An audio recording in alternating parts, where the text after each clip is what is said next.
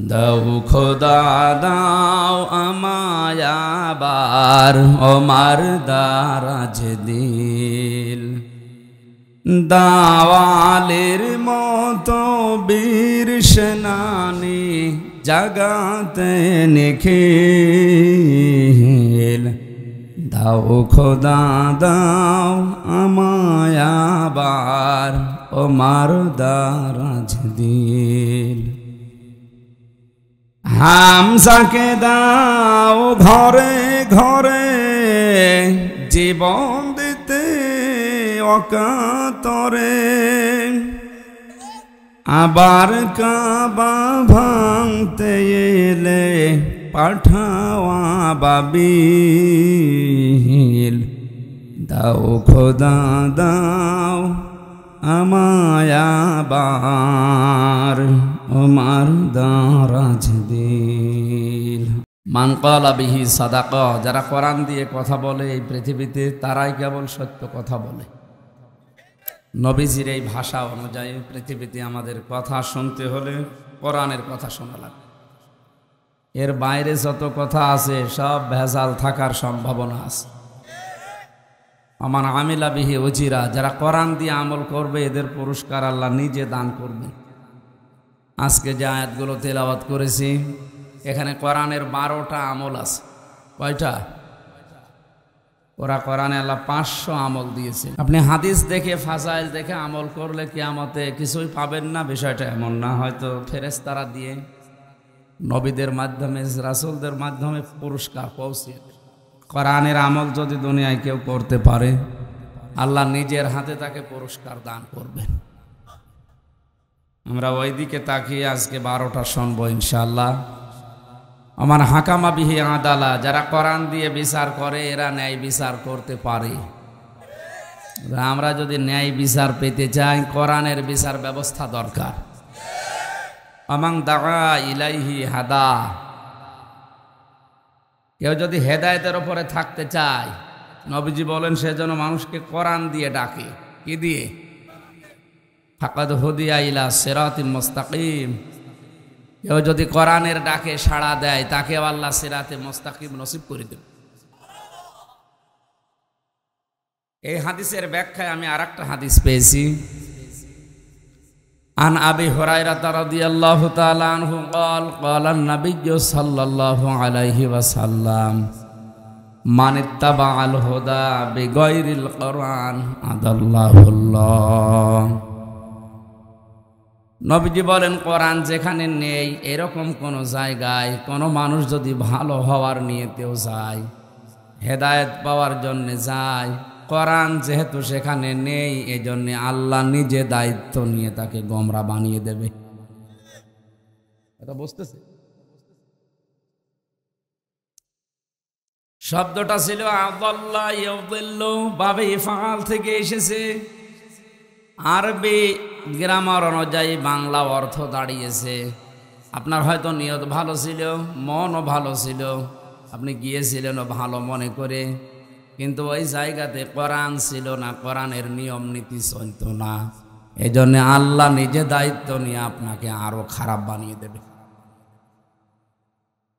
এর বাস্তব প্রমাণ বাংলাদেশের প্রায় 48,000 পীর, অধিকাংশ দরবারে এখন কোরআনের নিয়ম নীতি চলে না। ওর বাবারা যা তৈরি করে গেছে ওইটা চলছে। এই জন্য মানুষ যায় কিন্তু ভালো হওয়ার নিয়তে, দেখা যায় আরো খারাপ হচ্ছে। কুষ্টিয়ার লালনের মাজারে মানুষ খারাপ নিয়তে যায় না। এই কিশোরগঞ্জ ভৈরবে এলাকা থেকে মানুষ অনেকে ওখানে যাচ্ছে ভালো মনে করে, মনে করছে আল্লাহর ওলি লালন শাহ। 2-3 বাড়ি তো পড়ে বাড়ি আমি দেখেছি, সারা দেশ মিলে আপনি চাই কয় মন গাঁজা না পাবেন তার তো ডবল গাঁজা পাওয়া যাবে। মানুষজন যারা যাচ্ছে এরা তো ভালো মনে করে যাচ্ছে, কিন্তু খারাপ হওয়ার কারণ হচ্ছে ওখানে কোরআন নেই। এই যে ফরিদপুরে যে পীর সাহেব গুলো আছে, মানুষ যায়, আগে বিড়ি খেত না এখন বিড়ি খায়।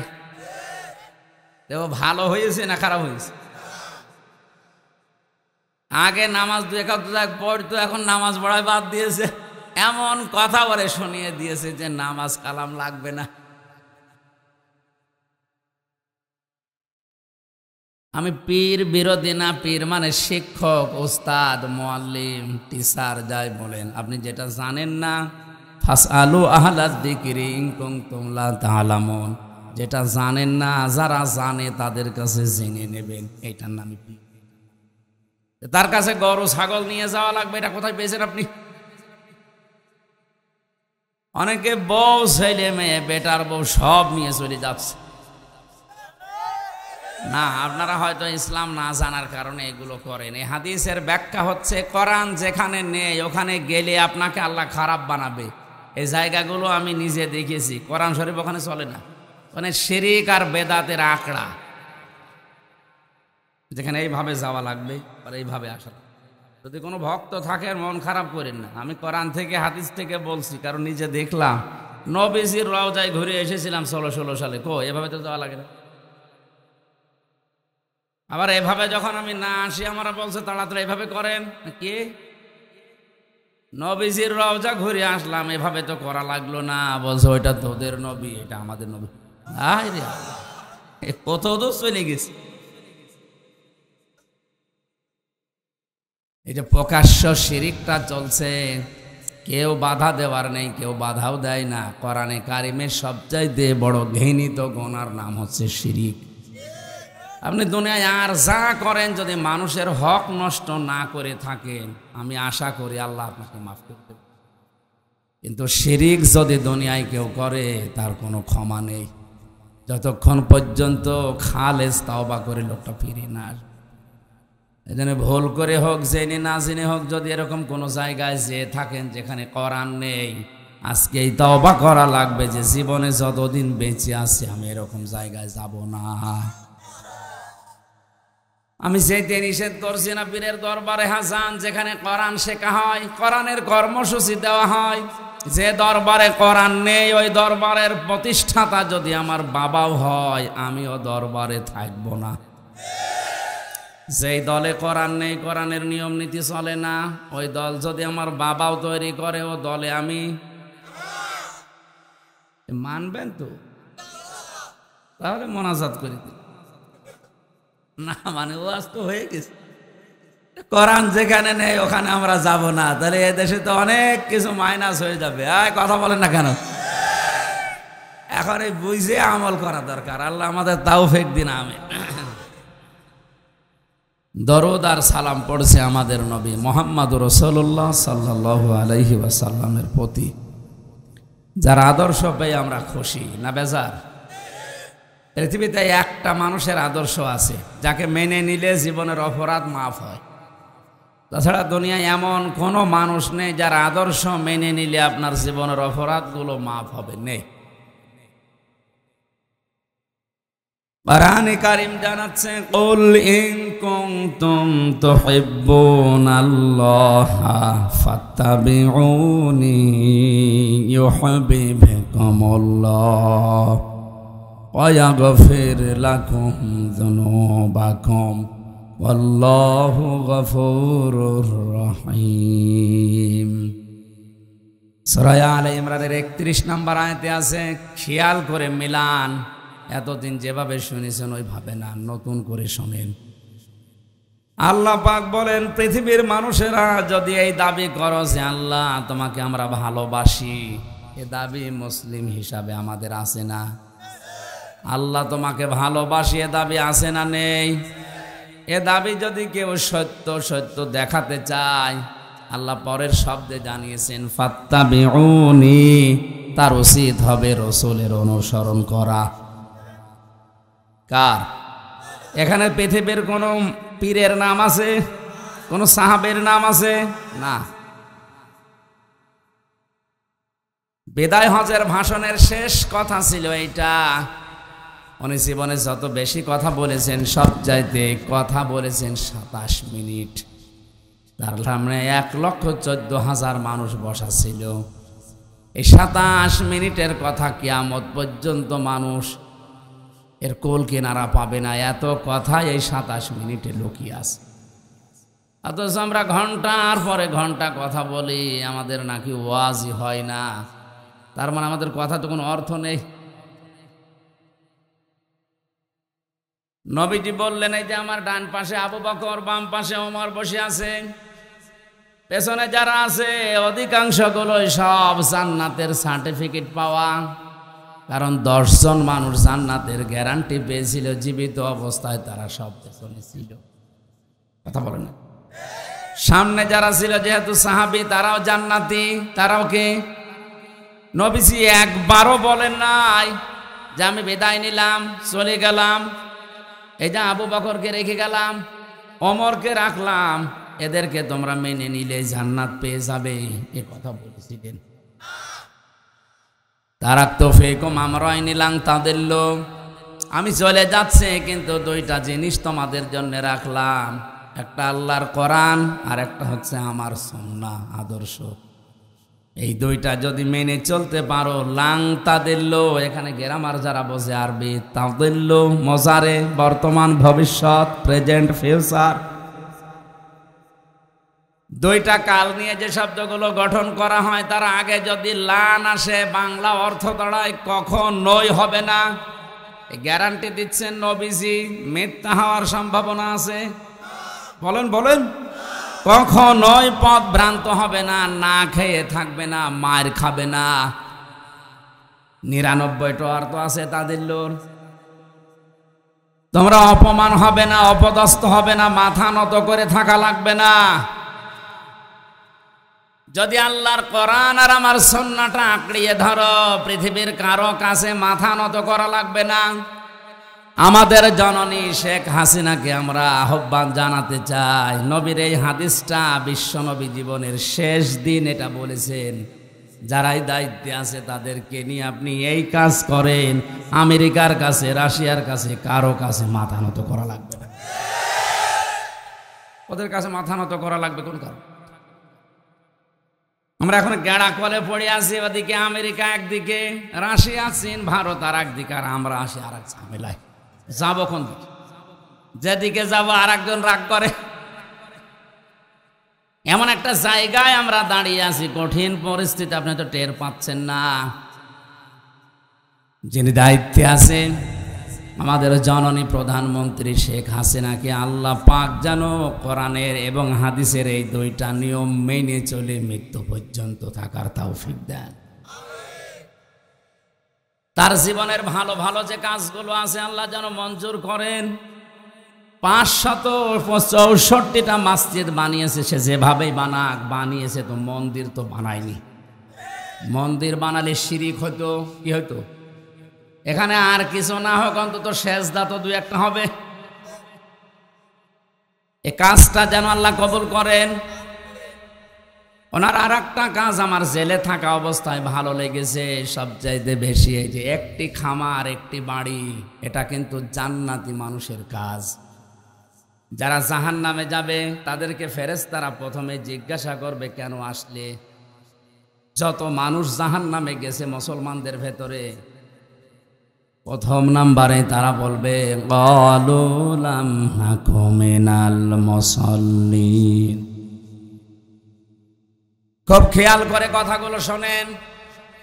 যত মানুষ জাহান্নামে গেছে, প্রত্যেকটা মানুষ এক বাক্যে বলবে, ক্বালু, বহু বচন, লাম নাকু মিনাল মুসাল্লিন, দুনিয়ায় মুসাল্লি ছিলাম না, নামাজ পড়তাম না। কিশোরগঞ্জবাসী কোনো হিন্দু কি বলবে নামাজ পড়তাম না? কথা বলে না কেন? কোনো খ্রিস্টান, কোনো ইহুদি, কোনো বৌদ্ধ না, কারণ তারা নামাজ পড়ে না। এ কথা বলতে পারে তাহলে কারা? আরো জোরে। তাহলে সে মুসলমান দাবি করার পরও নামাজ পড়ে না, সে কি জাহান্নামী? কারো ফতোয়া লাগবে না, ডাইরেক্ট ফতোয়া সূরা মুদ্দাসসির। যারা নামাজ পড়ে না আর নামাজের শিক্ষা অনুযায়ী চলে না, এই লোকটা জাহান্নামী। আলাম নাকুন নুতিমুল মিসকিন, 2 নম্বরে যারা এতিম মিসকিনদের খাবার দেয় না, দারিদ্র মুক্ত সমাজের জন্য, দেশের জন্য যারা কাজ করে না, সে যে দল করুক না কেন জাহান্নামে যাবে। প্রধানমন্ত্রীর মনে এইটাই আছে, আমার মনে হয় আয়াতটা উনি বুঝেছিলেন যে দারিদ্র মুক্ত দেশ আমার গঠন করা লাগবে, শুধু নিজে খেয়ে পরে বাঁচবো, কারো খবর রাখবো না, এর নাম ইসলাম না। এই জন্যই তো একটি খামার একটি বাড়ি প্রকল্প চালু হয়েছে, হাজার হাজার মানুষের অন্তত মাথা গোজার একটা ঠাঁই হয়েছে। আমার যতটুকু বিশ্বাস মুসলিম হিসাবে, এই মানুষটার জীবনের যদি কিছু কবুল না হয়, এটা কবুল হবে। কারণ ইসলামের আসল কাজ কিন্তু মানুষকে খাওয়ানো, মানুষের মাথা গোজার ঠাঁই তৈরি করা। নামাজ ফরজ হওয়ার আগে এই ফরজটা আগে নাজিল হয়েছিল যে মানুষকে খাওয়াও আর সালাম দাও। আমরা আসল ইসলামের দিকে না গিয়ে খালি তসবিহ নিয়ে সুবহানাল্লাহ পড়তে আসি, মনে করছি এইটা ইবাদত আর বাকিগুলো দুনিয়ার কাজ। আরে ভাই, পেটে ভাত না থাকলে আপনার আল্লাহ আল্লাহ বের হবে? হ্যাঁ, যদিও এই প্রকল্পের ভেতরে হয়তো দুর্নীতি আছে, কিছু মানুষকে দায়িত্ব যাদের দিয়েছিল ওরা 2 নাম্বারই করতে পারে। উনি তো আর 2 নাম্বারই করে, উনি তো ঠিকই চালু করে দিয়েছিল একটি খামার একটি বাড়ি। এটার দ্বারা আজ লক্ষ লক্ষ মানুষের কর্মসংস্থান তৈরি। জীবনের ইবাদত কবুল হচ্ছে কিনা এটা জানার পদ্ধতি কি? আপনারা আছেন তো? আব্দুল্লাহ বিন মুবারক রহমতুল্লাহ আলাইহি এত বড় মুহাদ্দিস ছিলেন, কাবার চত্বরে মাঝে মাঝেই ঘুমিয়ে পড়তেন। এই লোকটা নিজের এলাকা থেকে এবার হজে যাওয়ার জন্য টাকা পয়সা গুছিয়েছেন। তার ছোট একটা ছেলে ছিল 12 বছর বয়স, এসে কাঁদছে। ডাক দিয়ে বলে, বাবা কাঁদো কেন? ছেলেটা বলে, আব্বা ওই পাড়ায় গিয়েছিলাম, দেখি ওরা গোশত রান্না করছে, আমি চাইলাম আমারে দিল না, ঘাড়ে ধাক্কা দিয়ে তাড়িয়ে দিল, আমার মনে কষ্ট লেগেছে, এই জন্য আমি কাঁদছি। ছেলের কান্না থামানোর জন্য নিয়ে গেলেন ওই বাড়িতে। বাড়ির বাইরে দাঁড়িয়ে সালাম দিলেন, আসসালামু আলাইকুম ইয়া হালাল বায়েত। এটা বাড়িতে প্রবেশ করার নিয়ম। এই বিধানটা আল্লাহর। কার? লা তাদখুলু বুয়ুতান গায়রা বুয়ুতিকুম হাত্তা তাস্তানিসু ওয়া তুসাল্লিমু আলা আহলিহা। সূরা নূরের 27 নম্বর আয়াতে আল্লাহ বলেন, ঈমান আছে, যদি ঈমান থাকে কারো বাড়িতে হোক নিজের বাড়িতে হোক, সালাম দিবা, অনুমতি নিবা, এরপর প্রবেশ করবে। এই নিয়মটা যদিও ছোট মনে হচ্ছে, এটা অনেক বড় নিয়ম সামাজিক জীবনের। আজ অনেকেই যার তার বাড়িতে আন্দাজে ঢুকে পড়ে, সালামও নেই, অনুমতিও নেই। এটা যে ফরজ বিধান একটা অনেকে মনেই করে না। এটার দ্বারা অনেক কিছু থেকে আপনি সেফ থাকবেন। আপনার চোখের গোনা, মনের গোনা, এমনকি অনেক গোনা থেকে বিশ্বনবী বলেন নিজের মায়ের ঘরেও প্রবেশ করা যাবে না সালাম দেওয়া, অনুমতি নেওয়া ছাড়া। কারণ তুমি তো জানো না তোমার মা কোন অবস্থায় আছে। কথা বলে না কেন? একটা যুবক ছেলের সামনে যদি মায়ের শরীরে কাপড় না থাকে, ওর নিজের কাছে লজ্জা লাগবে না? কত বড় সূক্ষ্ম জিনিস, আল্লাহ কোনো জায়গা বাদ দেননি। এজন্য ইসলামের যে কোনো জিনিস নিয়ে যদি আপনি চিন্তা ভাবনা করেন, আপনি পবিত্র হয়ে যাবেন। সালাম দেওয়ার পরে লোকটা বেরিয়েছে। এখানে আর একটা মাসলা আছে। কারো বাড়িতে গেলেন, সালাম দিলেন, অনুমতি চাইলেন, কিন্তু সে লোকটা যদি বলে, ভাই আপনি ফেরত যান, আমার ঝামেলা আছে, আপনি আর কোনো বাক্য না বলে চলে আসবেন। এই সমস্ত নেতাদের বাড়িতে হয়তো অনেক সময় মানুষ যায়, বাড়িতে যাওয়ার পরে সালাম দিলেন, অনুমতি চাইলেন, ভেতর থেকে যদি বলে ভাই ঝামেলা আছে চলে যান, তখন বলে এত কষ্ট করে আসলাম, ওরে ভোট দিয়েছি আমি, আর ও দেখাই করে না। আরে ভাই, ও সে কোন যন্ত্রণায় আছে আপনি জানেন? ওর বাবা মায়ের ঝামেলা বাড়িতে থাকতে পারে, বর ঝামেলা থাকতে পারে, আর আপনি আছেন এই মাত্র 10 মিনিট হেঁটে এসেছেন এই নিয়ে ঝামেলায়, ও যে আর এক ঝামেলায় আছে। কথা বুঝতেছেন? কারো বাড়িতে যাওয়ার পরে প্রথম নিয়ম সালাম দেওয়া, 2 নম্বরে অনুমতি নেওয়া। এটা আমি বানালাম।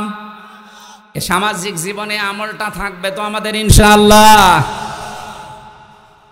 বাড়ির মালিক যখন বেরিয়েছে, ডাক দিয়ে বলে, এত বড় আলেম আমার বাড়ির সামনে, কি করব হুজুর বলেন, আসেন ভেতরে। বলে, না আমি ভেতরে যাওয়ার জন্য আসি না, আমার ছেলেটা কাজ ছিল, ওর কান্না থামানোর জন্য এসেছি। তোমাদের বাড়িতে গোশত রান্না হয়েছে? বলে হ্যাঁ। ছেলেটা এসেছিল? হ্যাঁ। তাই এসেছিল? হ্যাঁ। দাও নাই কেন? কথা বলে না। চোখের পানি ফেলে দিয়ে এই মুরব্বী লোকটা বলে, হুজুর দুঃখের কথা বলবো কি, আজ 3 দিন আমার বাড়িতে চুলায় আগুন জ্বলে না। ময়দানে গিয়েছিলাম কাজের সন্ধানে, আমি কাজ পাইনি। রাস্তার পাশে দেখে একটা মরা গরু পড়ে আছে, চামড়া ছিলে কিছু গোশত নিয়ে ওইটাই রান্না করে জীবন বাঁচানোর তাগিদে খাচ্ছিলাম। আমরা যে অবস্থায় আছি আমাদের জন্য মরা গরুর মাংসও জায়েজ আছে, কারণ এমন অবস্থায় মানুষ যদি পতিত হয় যেখানে জীবন বাঁচানোর শুকরের মাংস ছাড়া আর কোনো পদ্ধতি নেই, ওইটা খেয়ে হলেও জীবন বাঁচানো জায়েজ আছে। কিন্তু যখন মুখে স্বাদ চলে আসবে তখন আর খাওয়া যাবে না। কথা বুঝতেছেন? ঘুষ দিয়ে চাকরি নেওয়া হারাম, ঘুষ দিয়ে চাকরি নেওয়া জায়েজ আছে যদি এমন পরিস্থিতি হয় যেখানে ঘুষ ছাড়া চাকরি হয় না। এটা এই দেশে না অন্য দেশে।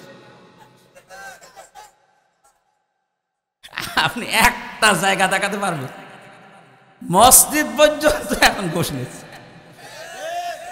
মসজিদের টাকা বাজেট হয়েছে, সেই টাকা নিয়ে আসতে যাবেন 5 লাখ 2 লাখ টাকা ঘুষ দেওয়া লাগবে। বলেন সুবহানাল্লাহ।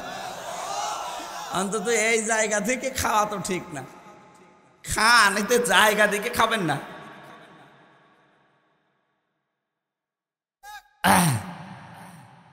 মনে করেন বিশ্ববিদ্যালয়ে শিক্ষক নেবে, যারা ফার্স্ট ক্লাস ফার্স্ট হয় এদেরকে শিক্ষক হিসাবে রেখে দেয়। এখন 1 থেকে 10 পর্যন্ত সবার রেজাল্ট মনে করেন 1। এখন এই 10 জনের ভেতরে আপনিও আছেন, আপনার যোগ্যতা আছে, সব কিছু ওকে, কিন্তু নেওয়া হচ্ছে না, মামা নেই তাই। ওই জায়গা থেকে যদি আপনি মামা 10 লাখ দিয়ে 20 লাখ দিয়েও ঢোকা লাগে জায়েজ আছে, কারণ এই চেয়ারটা যদি থাকে এই চেয়ারে বসে অনেক খারাপ কাজ বন্ধ করা যাবে। আর চেয়ারে যদি আপনি থাকতে না পারেন, এই জায়গায় যদি ফাঁকা পাইলে অন্য কেউ এসে বসে যার চরিত্র ভালো না, ও যে ভালো জায়গা ছিল আরো খারাপ বানাবে, এই দিকে তাকিয়ে আপনার ঘুষ দেওয়া জায়েজ। আবার উল্টা পাল্টা যারা আছে এগুলো কালকে কাটছাট করে ছড়াবে যদি ঘুষ খাওয়া জায়েজ বলি। এদের তো কাজ উল্টা পাল্টা, এরা এই কাটছাট করে ছাড়ে। আমার ভাইরা কথাগুলো শোনার পরে ডাক দিয়ে বলেন, হুজুর আমি করব কি? বাধ্য হয়ে আপনার এই ছেলেটাকে আমি ঘাড়ে ধাক্কা দিয়েছি, কারণ আমাদের জন্য যদিও জায়েজ, আপনি তো সাহেবে মাল, ধনী মানুষ, এই ছেলেটাকে আমি চিনি, এরে যদি মরা গরুর মাংস দেয় বলেন তো আপনার জন্য জায়েজ আছে? উনি বলেন না, এই জন্যই তো ধাক্কা দিয়েছি।